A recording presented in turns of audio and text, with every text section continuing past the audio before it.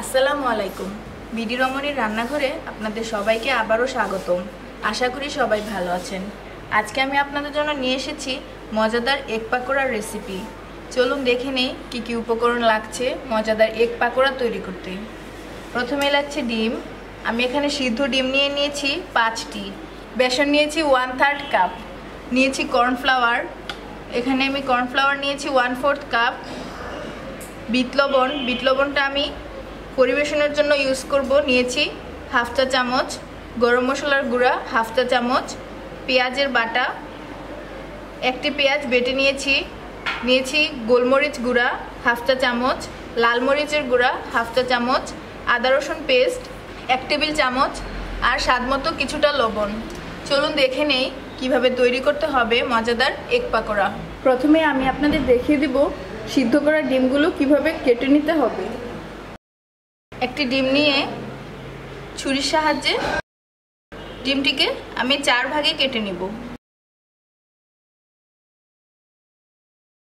প্রথমে এরকম 2 টুকরা করে কেটে নেওয়ার পর একটি অংশকে আরো 2 টুকরা করব। ঠিক এরকম ভাবে সবগুলো ডিম আমি কেটে নিচ্ছি। দেখুন সবগুলো ডিমকে আমি সুন্দর করে কেটে নিয়েছি। এখন আমি আপনাদের দেখিয়ে দিচ্ছি কিভাবে বেসনের ব্যাটারটি রেডি করতে হবে। প্রথমে আমি একটি বাটি নিয়ে নিয়েছি। এবারে এর মধ্যে দিয়ে দিচ্ছি আমি যে বেসন নিয়েছিলাম সেই বেসন। দিয়ে দিচ্ছি কর্নফ্লাওয়ার, পেঁয়াজ পেস্ট,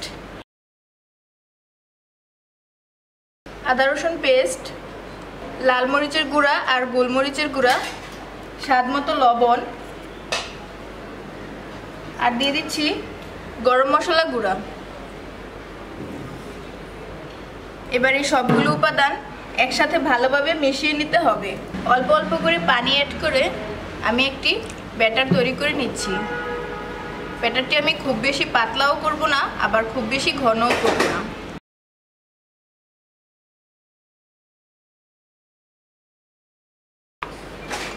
দেখুন ব্যাটারটি তৈরি হয়ে গিয়েছে। এর কনসিস্টেন্সি ঠিক এরকম থাকবে। এখন আমি আপনাদের দেখিয়ে দিব কিভাবে পাকোড়াগুলোকে ভাজতে হবে। তেলটা গরম হয়ে গিয়েছে। এখন একটু ভালো করে লক্ষ্য করুন, আমি যে ডিমগুলো টুকরো করে কেটে রেখেছিলাম সেই ডিম এরকমভাবে ব্যাটারটির উপর দিয়ে তারপর চামচ দিয়ে এরকমভাবে ব্যাটার লাগিয়ে দিতে হবে। লাগিয়ে নিয়ে এরকমভাবে চামচ দিয়ে উঠিয়ে তেলের মধ্যে ছেড়ে দিতে হবে। সেম পদ্ধতিতে আমি সবগুলো ডিমের টুকরোকেই ব্যাটারে ডুবিয়ে তেলের মধ্যে ছেড়ে দিচ্ছি। দেখুন দর্শক, আমি সবগুলো দিয়ে দিয়েছি। এবারে খুব সুন্দর করে লালচে করে ভেজে নিতে হবে। আমি সবগুলোই উল্টে পাল্টে লালচে করে ভেজে নিচ্ছি। দেখুন দর্শক, আমি সবগুলো ডিমের পাকোড়া ভেজে তুলে নিয়েছি। উপরে সামান্য একটু বিট লবণ ছিটিয়ে দিবেন, তাহলেই সুন্দর লাগবে এবং খেতে খুবই টেস্ট হবে। আপনাদের যদি আমার আজকের রেসিপিটি ভালো লেগে থাকে তাহলে লাইক, কমেন্ট এবং শেয়ার করুন।